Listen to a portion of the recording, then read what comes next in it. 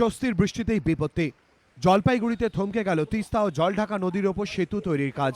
জলের স্রোতের মুখে সফল হয়নি বাঁধ দেওয়ার চেষ্টা। জাতীয় সড়ক সম্প্রসারণ প্রকল্পের আওতায় 31D জাতীয় সড়ক 4 লেন করার জন্য বছরখানেক আগে তিস্তা ও জলঢাকা নদীর ওপর ব্রিজ তৈরির কাজ শুরু করে national highway authority of India. এর মধ্যে তিস্তার ওপর সেতুটি প্রায় 5 কিলোমিটার লম্বা, জলঢাকা সেতুর দৈর্ঘ্য 1 কিলোমিটার। জলপাইগুড়ি শহর থেকে মাত্র 10 কিলোমিটার দূরে তিস্তা নদীর ওপর তৈরি হচ্ছে সেতুটি।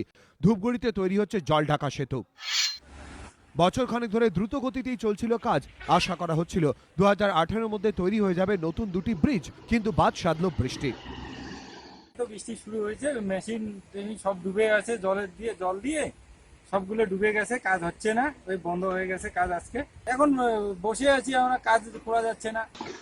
জল আটকানোর চেষ্টা যে হয়নি তা নয়, বালির বস্তা ফেলে বাঁধ দেওয়ার চেষ্টা হয়েছে, কিন্তু সফল হয়নি। আগামী 48 ঘন্টায় উত্তরবঙ্গ জুড়ে ভারী বৃষ্টির সম্ভাবনা রয়েছে।